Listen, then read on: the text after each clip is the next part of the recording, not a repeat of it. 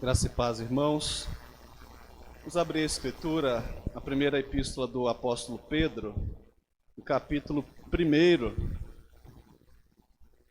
1 Pedro, capítulo 1, versículo 10 até o 12.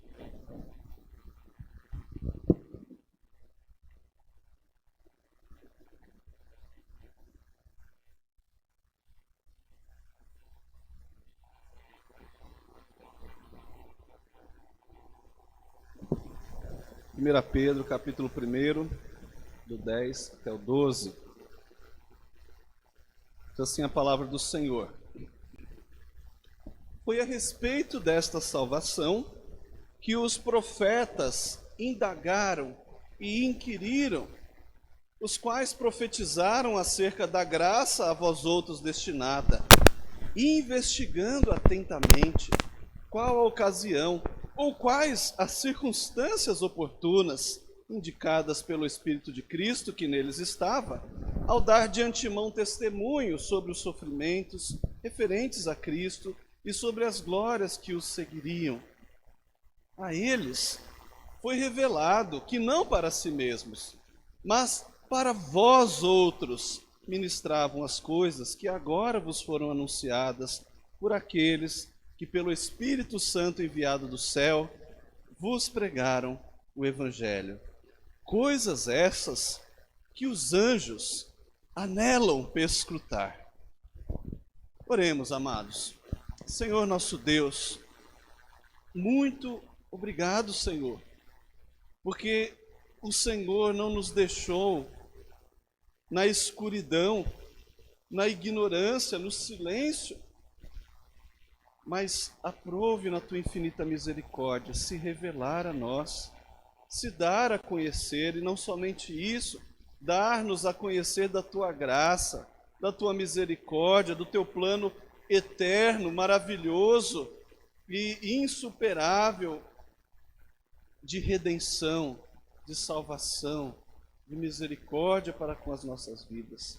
Esse plano se concretizou em Cristo, Senhor, e nós nos regozijamos, nós exultamos nesta salvação, apesar das inúmeras dificuldades que passamos no presente.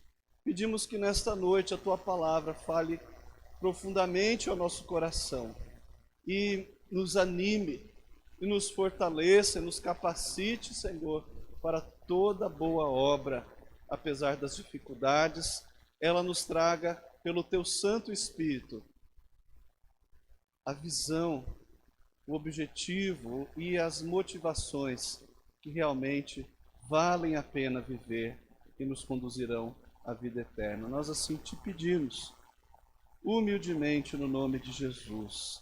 Amém.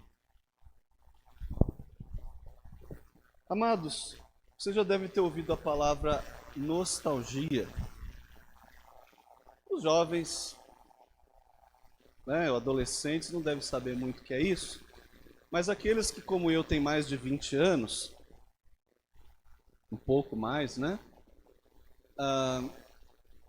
de vez em quando comemoramos quando alguns daqueles desenhos animados da nossa infância vira filme, Tipo Transformers, Transformers do meu tempo era um fusquinha amarelo, Hoje é um bichão assim todo cheio de detalhe, Um negócio bem assim computadorizado e tal. Mas sob o pretexto, de brincar com as crianças, a gente vai junto lembrar da infância, Ou então as músicas, quando toca aquela música dos anos 80 na rádio, a gente no fundo assim começa até a requebrar. E as crianças, os adolescentes ficam olhando assim, mas que música esquisita, não é mesmo? Pois bem, isso é nostalgia e não tem nada demais. A gente é aquela saudade do tempo da adolescência, não é verdade?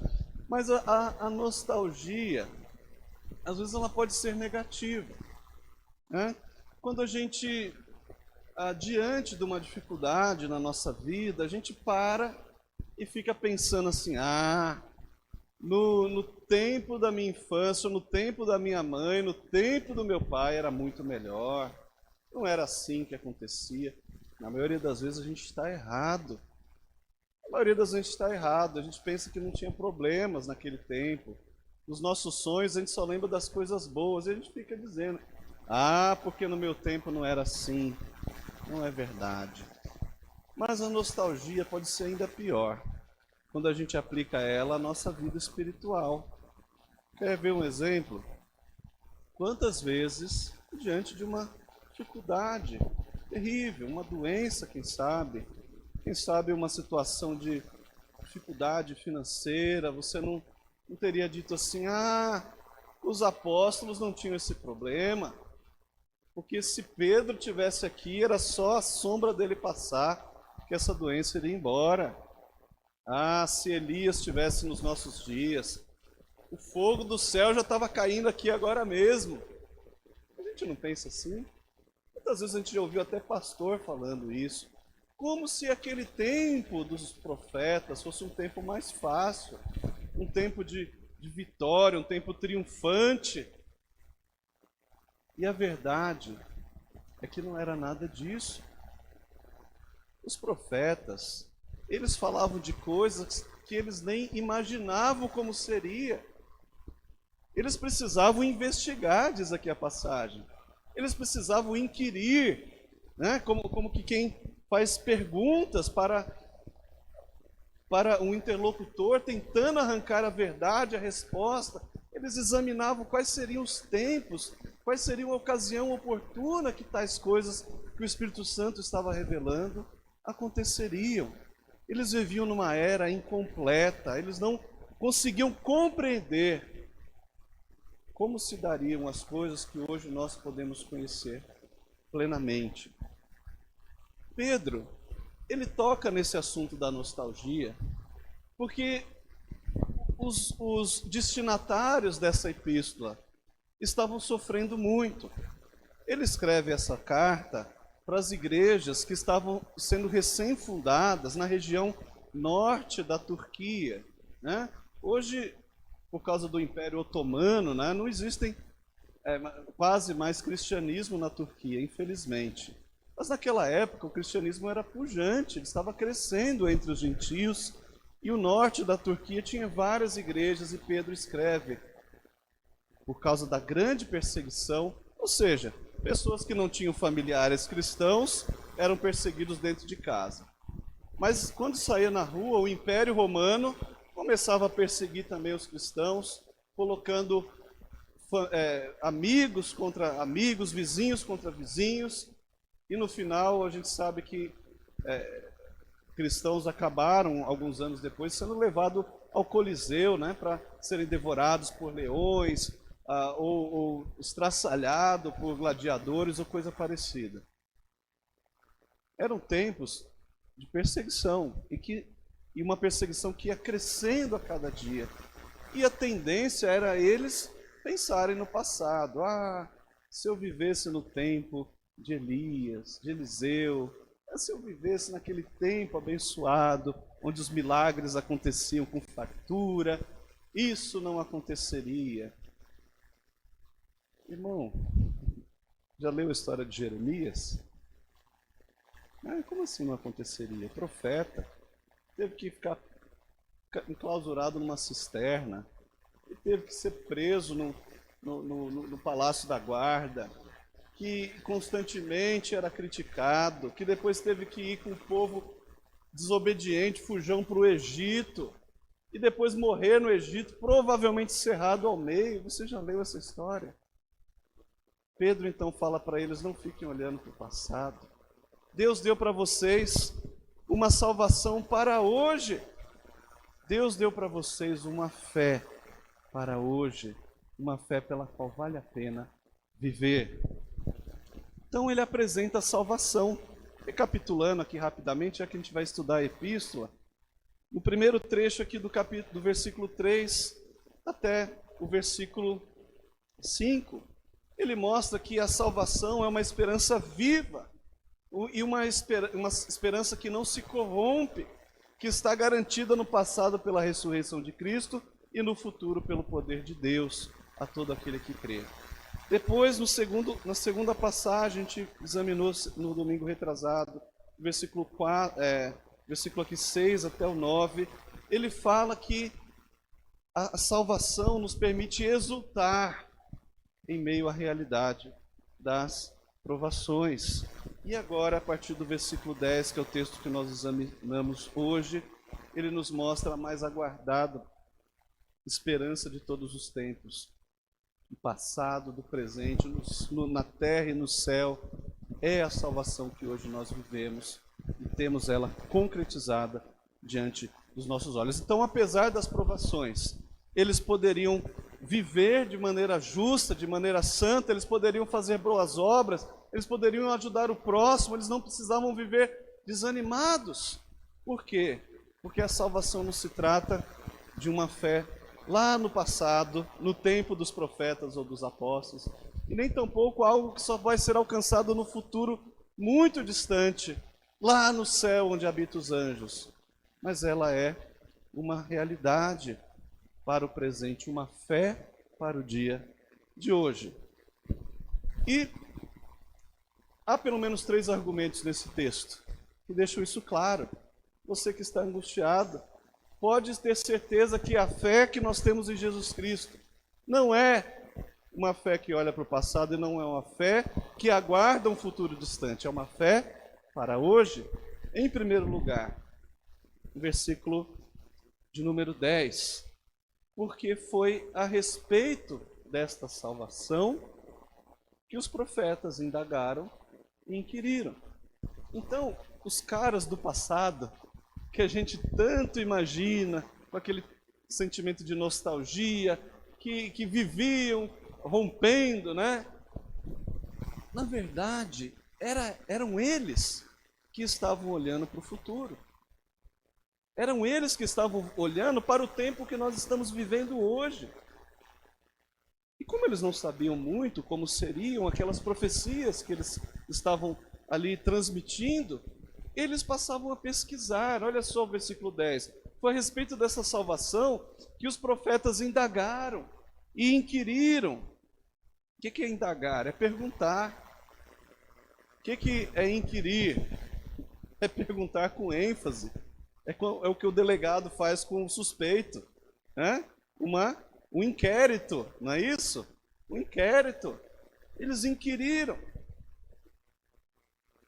a respeito desta salvação, os quais profetizaram acerca da graça a vós outros destinado. Então, os profetas estavam ouvindo aquelas coisas reveladas por Deus, eles com fidelidade estavam transmitindo para as gerações futuras, mas eles mesmos não entendiam. Então eles perguntavam: Senhor, do que se trata isso? Quem será este Messias? A passagem que nós lemos, Salmo 24, quem será este Rei da Glória? Era a pergunta que eles faziam nos seus corações, né? Então, a salvação, ela é um privilégio da igreja dos dias de hoje. A fé que vivemos é uma fé para hoje. Por quê? Porque foi a respeito dela que os profetas indagaram. Esta fé dos dias de hoje foi objeto de profecia, meus irmãos. Ela é importante, ela não ficou no passado. É o passado que olhava para hoje. O que continha essas profecias? Continha, em primeiro lugar, a graça destinada à igreja. Vamos lembrar que eles viviam debaixo do pacto das obras. Eles viviam debaixo do jugo da lei. A lei de Moisés foi usada pelos judeus como uma forma de opressão. Eles não entendiam o princípio por trás daquilo. Mas houve um profeta que Deus levou de volta ao Monte Sinai, o monte onde a lei foi outorgada. Vocês lembram como foi com Moisés? O monte pegava fogo, havia terremoto, havia relâmpagos, né? E as pessoas morriam de medo por causa daquela fumaça, daquelas trevas tremendas. A lei foi dada como algo assim assustador, porque era o juízo de Deus contra quem não fosse capaz de obedecer a sua lei. Anos depois, Deus leva aquele mesmo monte, o profeta Elias. Leva pela sua providência secreta, porque na verdade Elias estava fugindo de Jezabel. Mas pela sua providência oculta, Deus encaminha, dá força, capacita e Elias vai chegar no Monte Horebe. E aquele monte então começa a pegar fogo. Mas Deus não falou no fogo, como falou com Moisés. O monte começou a tremer. Mas Deus não falou no terremoto, como tinha sido com Moisés. O monte agora foi atingido por uma ventania que despedaçava as penhas, mas Deus não estava na ventania.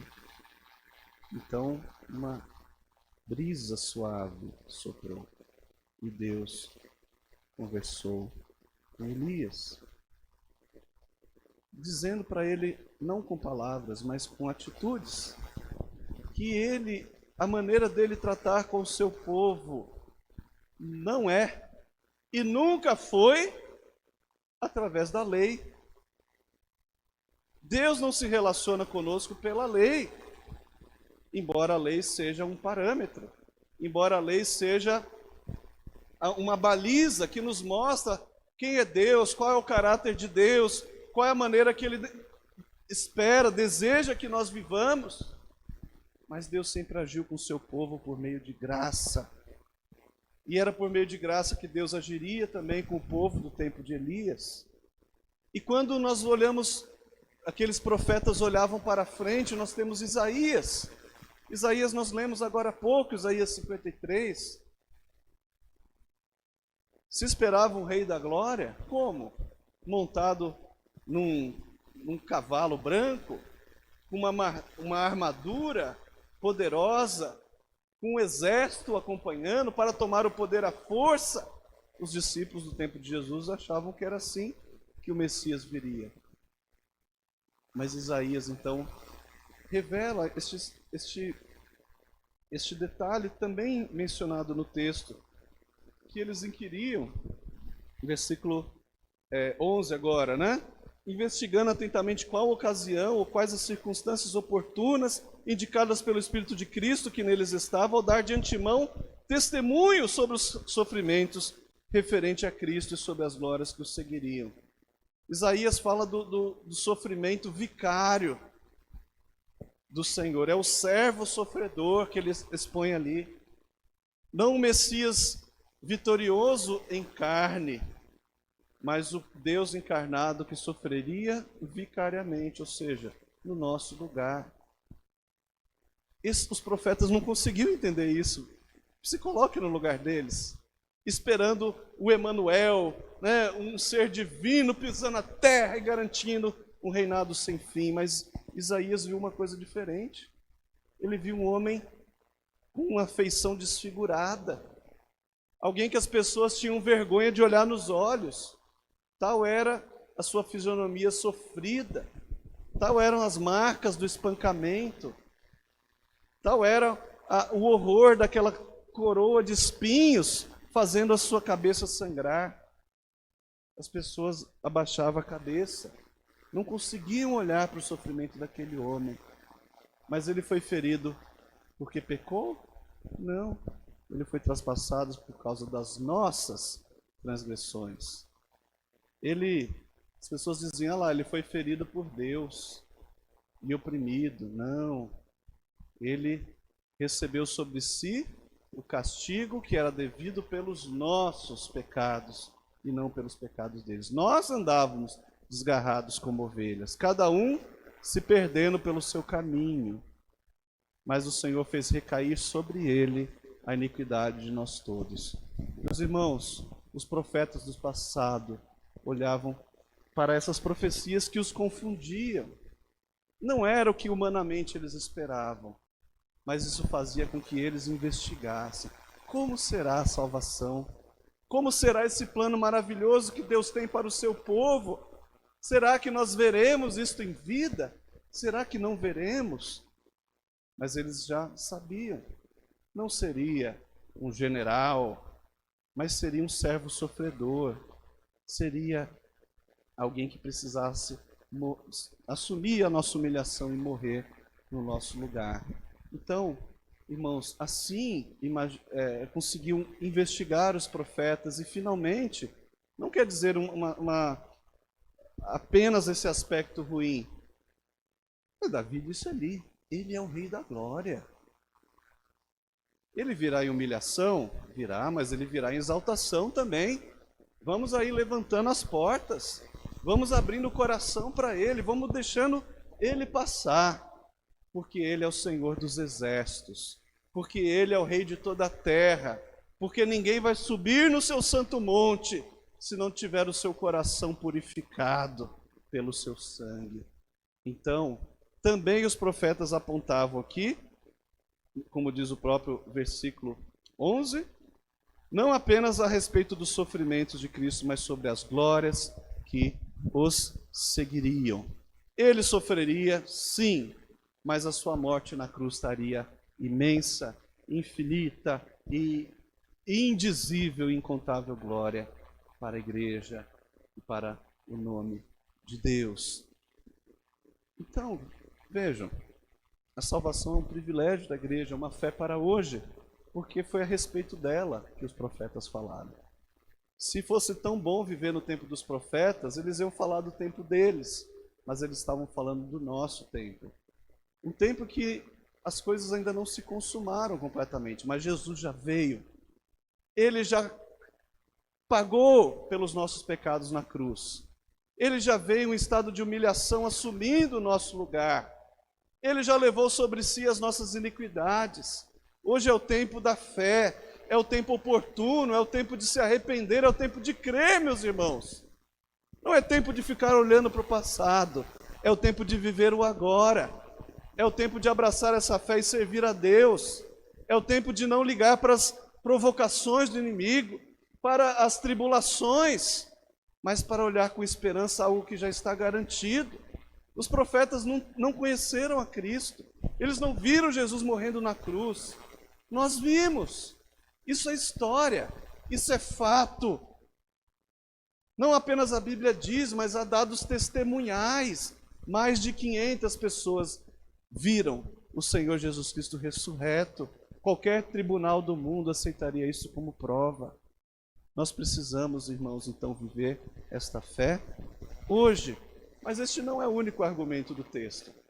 Há ainda um segundo argumento. Por que a salvação é um privilégio dos nossos dias? Por que a fé é uma fé para hoje?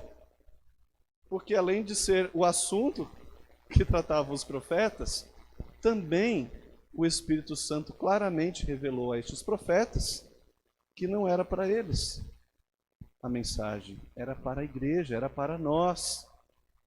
Versículo 12 diz isso claramente. A eles, aos profetas, foi revelado que não para si mesmos, mas para vós outros, ou seja, para aquela igreja que há poucos meses atrás era apenas um bando de pagãos. Eram pessoas que nem o sangue judaico possuíam, eram pessoas como nós, outrora sem Deus no mundo.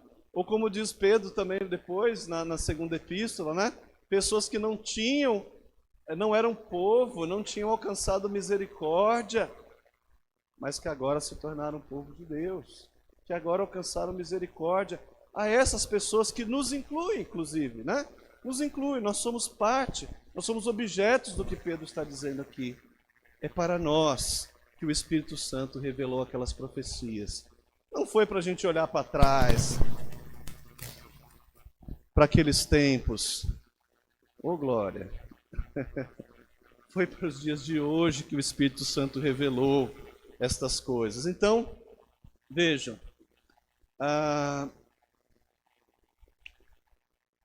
um detalhe aqui importante. Indicadas, diz o versículo 11, pelo Espírito de Cristo que neles estava. E mais adiante no versículo 12, pelo Espírito Santo enviado do céu.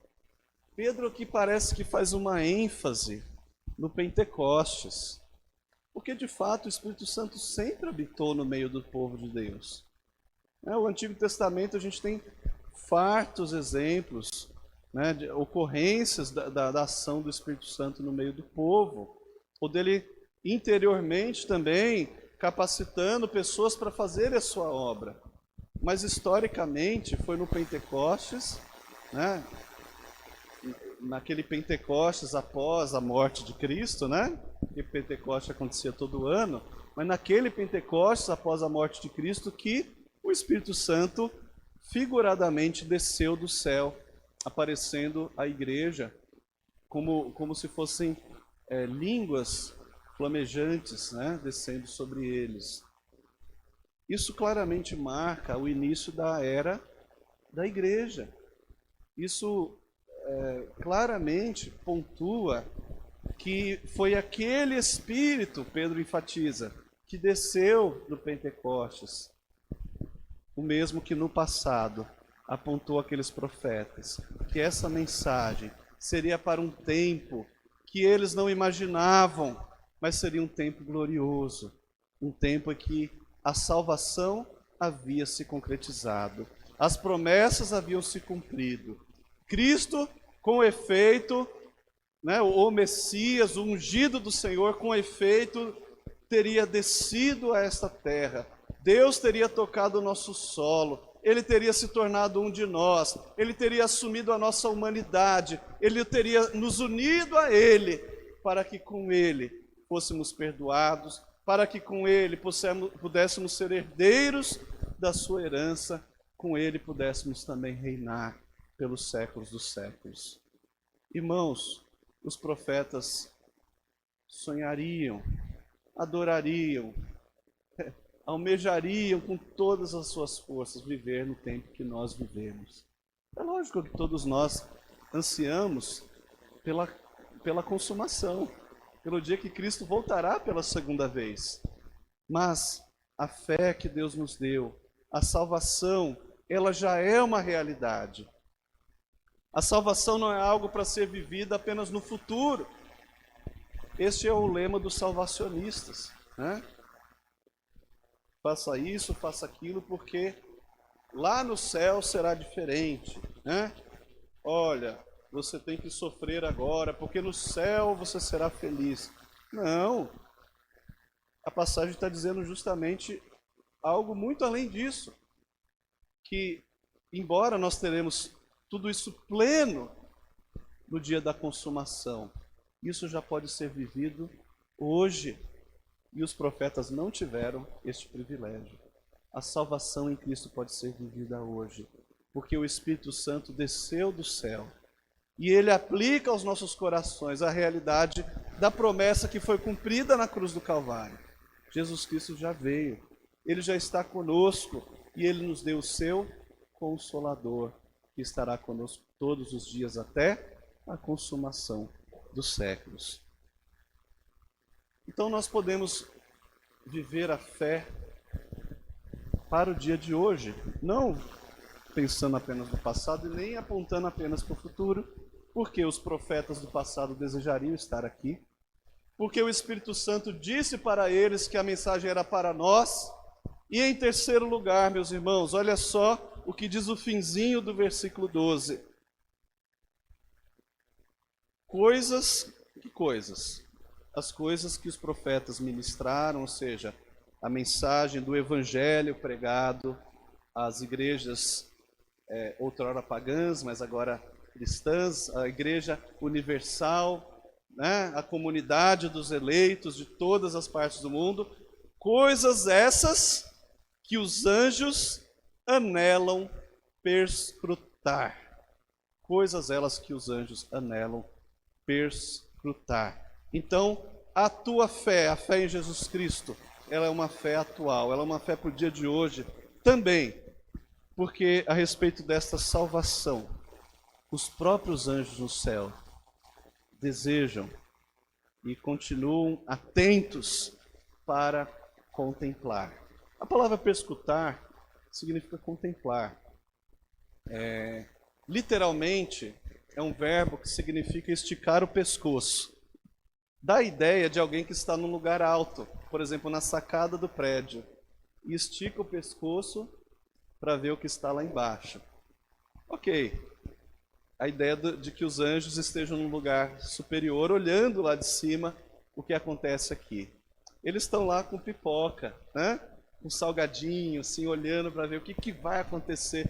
Lógico, uma forma divertida de dizer que eles anseiam, também com todas as suas forças, desvendar no seu coração como Deus planejou, de que forma maravilhosa, de que forma espetacular, de que forma gloriosa, todo o plano da redenção se cumprirá no tempo e finalmente alcançará os eleitos e os tornará reis e rainhas com Cristo para todo sempre.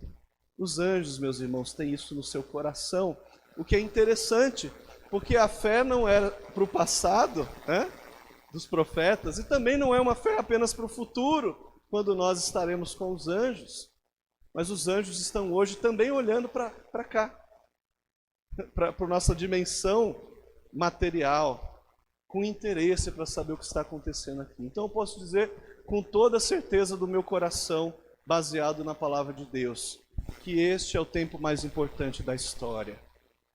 Talvez as provações, as dificuldades estejam abatendo o seu coração e fazendo com que você não queira olhar para o que está acontecendo aqui.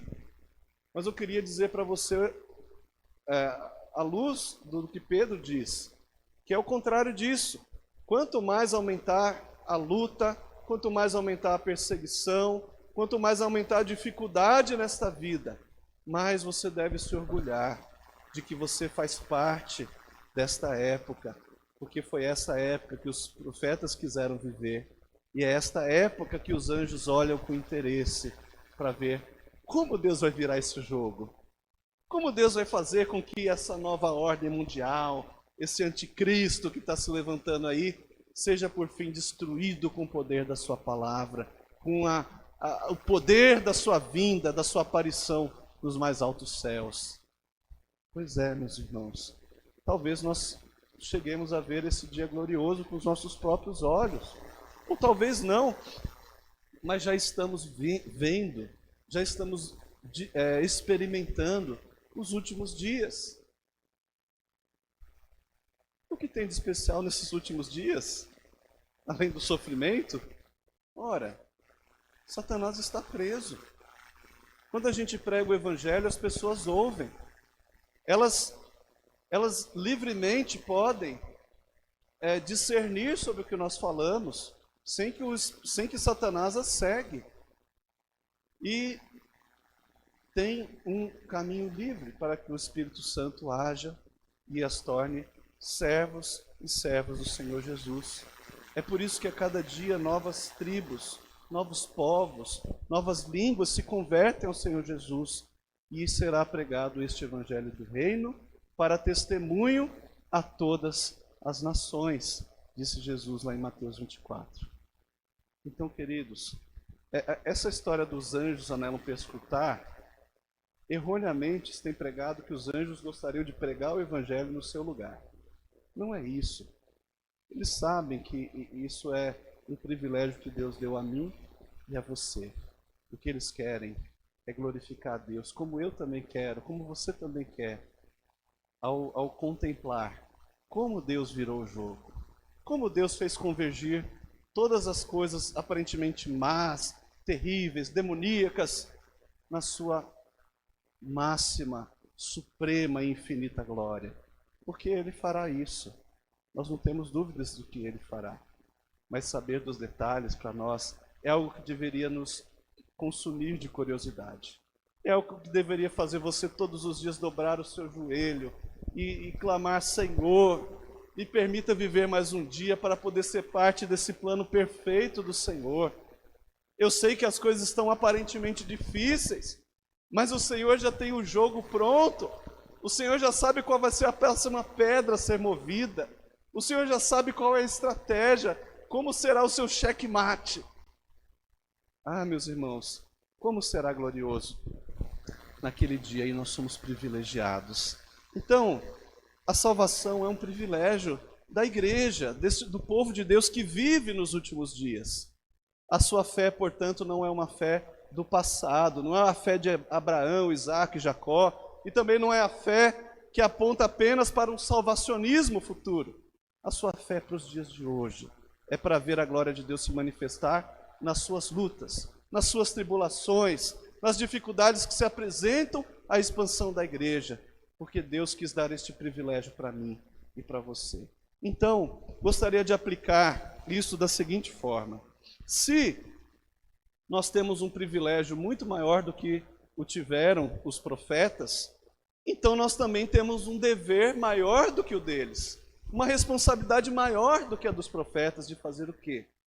De também inquirir, investigar, indagar a respeito de como aquelas profecias se cumpriram, como elas se cumprem nos nossos dias, ou seja, o que a palavra de Deus tem para nos alimentar, para nos ensinar sobre Deus e sobre o dever que Ele requer de nós. A palavra de Deus é, portanto, algo indispensável para nós que vivemos nos últimos dias. Você precisa ter fome e sede da palavra de Deus. Você não deveria sair da sua casa sem obter este alimento diário. Você não deveria se contentar em passar uma semana sem ouvir a pregação da palavra aqui na igreja. Você não deveria se sentir saciado sem que a palavra de Deus realmente o fizesse crescer um pouquinho a cada dia. Por quê? Porque é quando a gente lê a palavra de Deus que a gente começa a compreender os mistérios daquilo que Deus fez e continua fazendo no presente, e de como será a consumação. Abrindo um parênteses, eu queria só compartilhar uma conversa que eu tive com o Felipe ontem. A gente passou o dia junto, né? Então fui obrigado a conversar com ele, né? Foi um prazer, irmão, brincadeira. E a gente estava falando justamente do céu. Como será, né? Como será os nossos sentimentos em relação ao passado, e saber que algum irmão nosso, mãe, pai, sobrinho, amigo, de repente não alcançou a salvação. Será que Deus vai dar assim uma amnésia, né, por misericórdia, para que a gente não se lembre desses fatos ruins? Eu disse para ele: não, meu irmão, Deus não vai dar amnésia para ninguém. Que Deus vai fazer algo muito melhor. Ele vai permitir que você, naquele dia eterno, o conheça com tanta profundidade, que isso fará com que você vislumbre a sua santidade, o valor da sua glória, e ao invés de você ter dó ou ter pena de quem ultrajou o Espírito Santo, de quem negou a graça de Cristo, de quem pisoteou aos pés o Filho de Deus, você terá zelos pela sua glória, você terá ciúmes da santidade de Deus. Então, tudo que tiver acontecido nessa vida, você não sentirá nenhum tipo de tristeza, mas alegria de saber que tudo culminou na glória de Deus, de que tudo que era triste se tornou agora um dia feliz que não terá fim, um dia de eterna glória, louvor e júbilo. Então, querido, a gente pode conversar mais sobre esse assunto num outro momento, mas o nosso privilégio hoje é estudar a palavra de Deus, para que ao conhecer mais a Deus, a gente possa, ao invés de olhar e lamentar as tribulações, a gente possa ter zelos pela sua glória, pela sua santidade. Em segundo lugar, se é o Espírito que apontou essas coisas para nós no dia de hoje, nós temos que nos encher do Espírito para viver plenamente o já. O mistério da salvação no Novo Testamento é a tensão, né, dizem os teólogos, é a tensão entre o já e o ainda não. Nós vivemos o ainda não, mas também vivemos o já. E é por nos encher do Espírito Santo que nós viveremos plenamente o já. O Evangelho é para ser vivido hoje. A fé é para ser praticada hoje. O consolo do Espírito Santo é para hoje. Então, que possamos nos encher do Espírito Santo, apesar das tribulações. E por fim, meus irmãos, se até os anjos estão contemplando este cenário terreno que nós estamos vivendo, com ansiedade, né? Saber que a história da salvação é aguardada pelos anjos, é saber que essa história é uma história gloriosa. Portanto, nós deveríamos viver com o mesmo anelo que os anjos têm com relação à nossa vida em Cristo. A mesma expectativa que os anjos têm em nós deveríamos ter também com relação à igreja, com relação à nossa união com Cristo, com relação ao nosso progresso espiritual, com relação a como nós temos caminhado em direção ao dia da volta de Cristo, ao dia da consumação, vigiando e orando. Que Deus assim, meus irmãos, nos ajude, nos capacite a não olharmos mais com saudosismo para o passado, mas a encararmos as tribulações de hoje com orgulho, sabendo que Deus nos deu o tempo mais precioso, o mais glorioso que nós teremos antes da volta de Cristo, que são os últimos dias. E assim Ele nos permita ter cada vez mais este privilégio de honrar o seu nome, de espalhar o seu reino até aos confins da terra. Deus assim nos abençoe. Amém.